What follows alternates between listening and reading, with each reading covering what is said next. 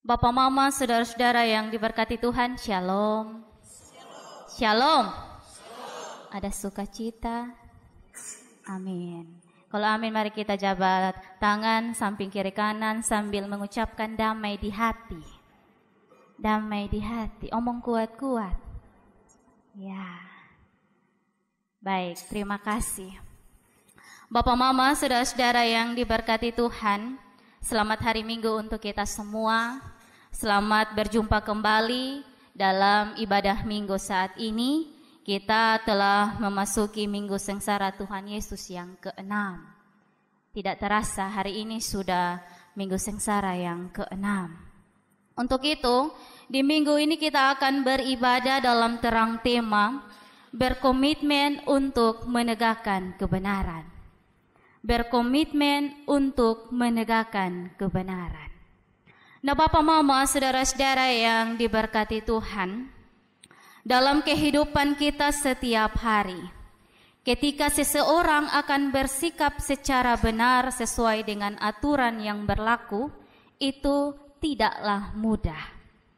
Karena kebenaran bagi setiap orang itu bersifat relatif.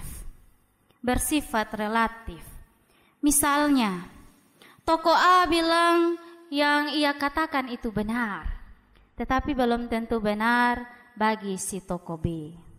Ataukah dalam sebuah percakapan kita setiap hari, misalkan kita sebagai anak-anak muda, kita yang sudah pernah pergi ke Lelogama misalnya, kita bilang itu padang Lelogama itu sangat indah. Tetapi belum tentu diterima secara benar oleh orang yang mungkin dia tidak suka padang. Dia suka itu ini lautan misalnya. Atau mungkin kita yang bilang kita ini suka makan mie di Oebufu yang bilang mie gacuan kah? Nah, itu kita bilang enak. Tetapi belum tentu dikatakan enak oleh orang yang tidak pencinta mie misalnya. Karena itu Bapak Mama, kebenaran biasanya ditentukan oleh latar belakang, yaitu latar belakang budaya, sosial, nilai, agama, dan kebiasaan-kebiasaan yang sering dilakukan. Untuk itu, Bapak Mama, saudara-saudara yang diberkati Tuhan, berbicara tentang kebenaran, maka dalam bacaan kita pada saat ini, yaitu Injil Markus pasal 11 ayat 15 hingga ayat yang ke-19, di sini Yesus juga dengan tegas dan dengan keberanian ia menegakkan kebenaran. Ia di mana dalam pada saat itu tadi kita sudah baca bahwa dia menegakkan kebenaran di bait Allah. Dan dalam proses penegakan di bait Allah itu, menegakkan kebenaran di bait Allah, itu adalah salah satu lintasan perjalanan Yesus menuju penyaliban di Bukit Golgota.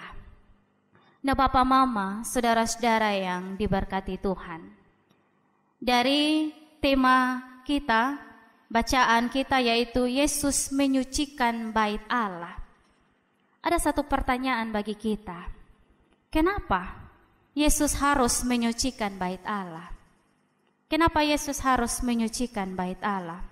Bukankah bait Allah merupakan tempat suci yang tidak harus disucikan? Kenapa dengan demikian? Karena kita sudah tahu bahwa di bait Allah pada saat itu tidak ada kebenaran, ketidakadilan di dalamnya. Untuk itu Allah atau Tuhan Yesus harus menyucikan bait Allah. Untuk itu Bapak Mama, saudara-saudara yang diberkati Tuhan, dalam Injil Markus pasal 11 ayat 15 sampai 19, di sini Yesus menyucikan bait Allah, dan juga di ketiga Injil juga mencatat bahwa Yesus menyucikan bait Allah. Dengan jelas di situ dikatakan bahwa kedatangan Yesus ke kota Yerusalem untuk menjelang penderitaannya, ia harus menyucikan bait Allah dulu. Untuk itu, tindakan Yesus menyucikan bait Allah ini ada dua hal. Ada yang bilang bahwa untuk reformasi terhadap bait Allah di Yerusalem. Dan juga ada yang katakan bahwa tindakan Yesus ini sebagai suatu kencaman atau nubuatan terhadap bait suci. Nah, Bapak Mama, saudara-saudara yang diberkati Tuhan, peristiwa penyucian bait Allah ini terjadi menjelang akhir pelayanan Yesus di dunia ini. Untuk itu, Injil Markus mencatat bagaimana Yesus dengan berani menghadapi para pedagang dan pemimpin agama yang telah mengotori kesucian rumah Allah itu. Bait Allah yang seharusnya menjadi tempat ibadah telah berubah menjadi pusat ekonomi yang curang. Itu semua terjadi karena pada saat itu bangsa Yahudi menganggap bahwa bait Allah bukan hanya sekedar tempat beribadah, tetapi juga merupakan simbol kesatuan politik, sosial, dan ekonomi. Fungsi bait Allah sebagai rumah doa berubah menjadi pusat perdagangan bagi orang-orang Yahudi. Belum lagi ditambah pungutan dari imam bagi mereka yang berjualan. Mereka bisa memungut yang lebih tinggi dari para pedagang-pedagang. Namun di sini kita bisa melihat para imam dan pedagang mereka juga memanfaatkan nama Allah untuk mencari keuntungan diri mereka sendiri.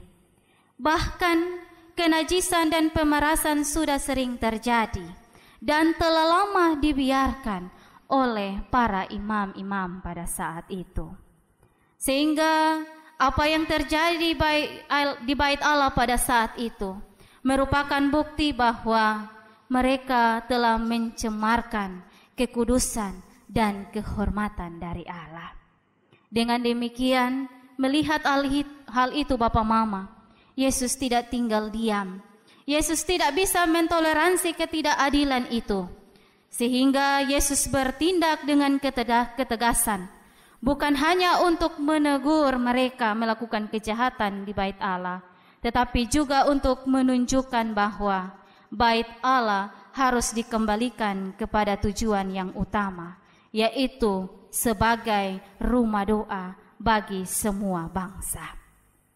Namun dari tindakan Yesus ini Bapak Mama membuat imam-imam kepala dan ahli Taurat mereka semakin membenci Yesus dan mereka berencana untuk membunuh Yesus.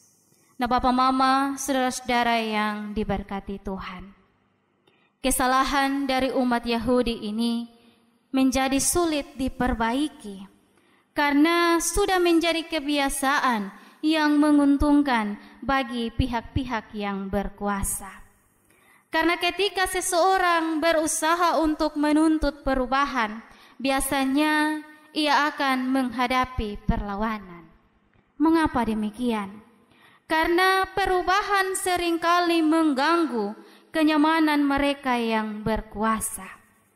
Kebiasaan-kebiasaan yang salah dan sudah mengakar harus ditinggalkan dan harus beralih kepada kebenaran. Begitupun juga dengan kita Bapak Mama, saudara-saudara yang diberkati Tuhan. Terkadang dalam menjalani kehidupan kita sehari-hari, kita sering melihat bagaimana orang-orang yang berusaha menegakkan kebenaran, mereka justru dibenci, dihina, dan bahkan dimusuhi, atau mungkin mereka bisa membicarakannya yang buruk-buruk di tempat lain. Kita tidak bisa lihat di jauh, mungkin di sekitaran kita, di tetangga kita, atau mungkin di dalam gereja. Bahkan kita yang bersikap untuk menegakkan kebenaran, kita tidak diterima dengan baik. Malahan kita dihina, dibenci, dan lain sebagainya. Kita sendiri terkadang lebih nyaman dengan kebiasaan-kebiasaan kita yang lama.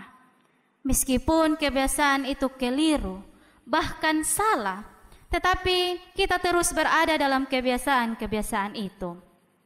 Sehingga firman Tuhan pada saat ini mengingatkan kita bahwa kita sebagai pengikut Kristus, kita dipanggil untuk tidak takut dalam menegakkan kebenaran. Berani tinggalkan yang salah dan tegakkan yang benar. Sebab dalam kebenaranlah terdapat kehidupan yang sejati. Meskipun kita dihina, tetapi Tuhan selalu mengingatkan kita untuk menegakkan kebenaran. Karena buah dari kita melakukan kebenaran, yaitu kita mendapatkan kehidupan yang sejati dari Tuhan. Amin. Amin. Untuk itu Bapak, Mama, saudara-saudara yang diberkati Tuhan, dari bacaan kita sudah jelas bahwa Yesus menyucikan bait Allah dengan Ia menegaskan kepada para imam dan kepala ahli Taurat bahwa bait Allah ini adalah bait suci. Untuk itu kita harus kembalikan kekudusannya. Namun para imam dan ahli Taurat mereka berencana untuk membunuhnya. Mereka tidak senang karena kepentingan mereka terganggu. Begitu juga dalam kehidupan kita. Jika kita berdiri di pihak kebenaran, kita mungkin akan menghadapi tantangan dan kesulitan. Itu tidak bisa dipungkiri. Namun jangan takut Bapak Mama, sebab Tuhan menyertai orang-orang yang setia kepadanya. Yesus sendiri berkata, Ia akan selalu berada di pihak yang benar. Untuk itu saya mengajak kita membuka Injil Matius pasal 5. Injil Matius pasal 5 ayat yang ke-10.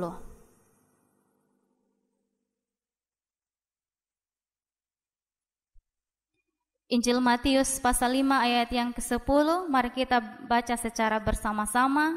1, 2, 3. Berbahagialah orang yang dianiaya oleh sebab kebenaran, karena merekalah yang empunya kerajaan surga. Ini Yesus sendiri yang katakan Bapak Mama. Ini adalah janji bagi setiap kita yang tetap teguh dalam iman dan kebenaran. Memang melakukan kebenaran firman Allah bukanlah perkara yang mudah. Terlebih lagi kita hidup di tengah-tengah mereka yang terbiasa nyaman dengan ketidakbenaran itu. Memang tidaklah mudah. Namun kerenduan Allah bagi kita sebagai anak-anaknya untuk selalu menegakkan kebenaran dan keadilan di mana saja kita berada. Untuk itu Bapak Mama, saudara-saudara yang diberkati Tuhan, ada dua pesan bagi kita untuk bisa menjadi refleksi ketika kita pulang dalam menjalani kehidupan kita. Yaitu yang pertama, berupaya untuk menjaga makna gereja dan peribadahan kita. Dari kecil sampai sekarang kita sebagai umat Kristen, kita diajarkan bahwa gereja bukan sekedar bangunan, tetapi tempat di mana kita berjumpa dengan Allah, kita bersekutu memuliakan kebesaran nama Allah. Untuk itu, janganlah kita berpikir bahwa ibadah minggu hanyalah sekedar rutinitas biasa. Kalau hari Minggu sudah datang, kita bersiap untuk ada dalam gereja. Tetapi haruslah kita pahami bahwa kita sebagai orang percaya, kita harus memiliki kesadaran yang sungguh untuk ada di hadirat Tuhan di bait kudusnya. Jangan hanya kita datang sebagai rutinitas biasa. Hari Minggu kita datang gereja, duduk, diam, dengar khutbah, lalu pulang begitu saja. Ataukah kita tidak memaknai itu, kita datang, duduk diam, kita malah perhatikan sesama kita. Kita tidak dengar khutbah, kita tidak memuji Tuhan, tetapi kita sibuk saja dengan melihat orang lain. Tidak demikian Bapak Mama. Karena kita sebagai orang percaya kita diingatkan, kita harus memahami betul-betul apa maksud kita datang gereja. Kalau kita datang gereja untuk duduk diam mendengarkan firman Tuhan, itu harus kita lakukan. Dan bukan hanya sampai di situ. Ketika kita pulang, apa yang sudah kita dengarkan, kita lakukan itu di dalam kehidupan kita setiap hari. Untuk itu Bapak Mama, saudara-saudara yang diberkati Tuhan, Menjaga makna gereja dan peribadahan juga harus kita tunjukkan lewat sikap kita. Misalkan, gereja ini adalah bait Allah yang kudus. Untuk itu, Bapak, Mama, saudara-saudara yang diberkati Tuhan, mari kita selalu menjaga kebersihan dalam lingkungan gereja kita. Jangan kita bilang bahwa dalam menjaga kebersihan gereja itu adalah tugas koster. Tetapi tugas kita semua dalam menjaga, merawat keindahan gereja kita. Untuk itu, kita harus melakukan tugas ini dengan baik. Jangan kita menunggu orang lain untuk mengangkat sampah kita dalam gedung gereja. Tetapi, marilah kita saling memperhatikan keindahan di bait suci Tuhan ini. Sehingga terlihat keindahan yang ada di dalamnya. Sehingga kita dalam beribadah, hati kita juga tenang. Kita juga dalam setiap minggu ketika kita datang, kita lihat bahwa gereja kita ini indah. Hati kita juga merasa damai. Untuk itu, Bapak, Mama, saudara-saudara yang diberkati Tuhan, kita juga harus perlu ingat bahwa dalam lingkungan gereja kita juga harus ada ruang kebersamaan yang harus saling membagi kasih, menegakkan kebenaran, keadilan, dan terutama untuk mengikuti apa maunya Tuhan. Dan pesan yang kedua, Bapak, Mama, marilah kita berupaya ketika dalam menjalani kehidupan ini, yang harus kita tanamkan adalah kejujuran. Ketika kita melakukan pekerjaan kita, ataupun dalam kehidupan kita sebagai presbiter, kita melayani, hendaklah kita menjalankannya dengan kejujuran.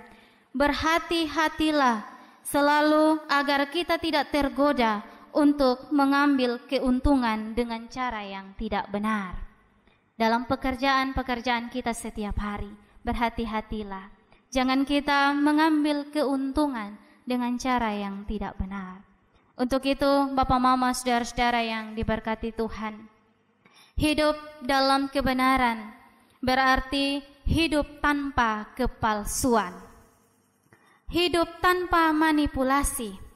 Sebagai orang Kristen, kita sebagai pengikut Kristus, kita mesti menyadari, bahkan ketika kita mempraktikkan kebenaran dalam hidup kita, haruslah kita tunjukkan bahwa Allah sudah mempraktikkan itu.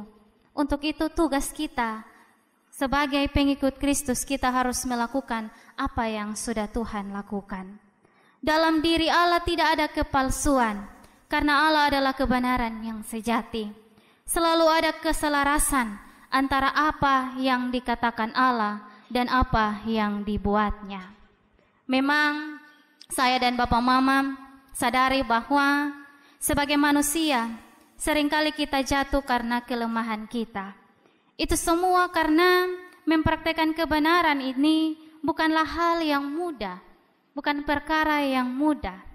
Kalau mudah saja, ada sebuah kalimat bilang begini, kalau semua orang bisa berkata jujur, maka kejahatan tidak akan pernah terjadi. Dan kalaupun sudah terjadi kejahatan, pasti di dalam setiap penjara tidak akan ada kejahatan, orang di dalamnya yang melakukan kejahatan. Namun, sekarang kita lihat bahwa kejahatan itu terjadi di mana-mana. Mungkin yang kita lakukan sendiri, ataupun di sesama kita, ataupun kita lihat di media-media sosial, banyak sekali kejahatan-kejahatan yang terjadi dalam kehidupan ini. Sehingga dengan jelas dikatakan bahwa ketika melakukan kebenaran, haruslah membutuhkan perjuangan yang berat. Kenapa demikian? Karena seringkali apa yang kita katakan itu kita sulit untuk kita lakukan dalam kehidupan kita setiap hari. Ingatlah bahwa apa yang harus kita katakan itu juga yang harus kita lakukan. Namun yang kita katakan itu harus menunjuk kepada kebenaran. Untuk itu Bapak, Mama, saudara-saudara yang diberkati Tuhan, melalui perenungan kita pada saat ini kita belajar untuk mari kita komitmen dalam diri kita sendiri untuk kita selalu menegakkan kebenaran di mana saja kita berada. Karena itu merupakan panggilan iman kita sebagai murid Kristus. Meskipun terkadang ketika kita melakukan kebenaran ada tantangan dan risiko, kita harus tetap berani melakukannya. Sebab di dalam kebenaran terdapat kehidupan yang sejati. Tuhan sudah mempraktekkan itu dalam bacaan kita. Untuk itu, mari juga kita terus belajar, membenahi diri kita. Kalau kita satu hari saja, misalnya kita berkata tidak benar 3 kali, mungkin besok kita kasih kurang.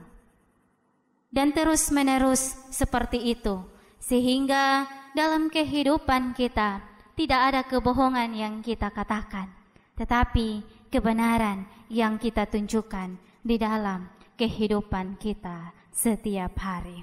Kiranya Tuhan menolong kita untuk tetap melakukan firman-Nya di dalam kehidupan kita setiap hari.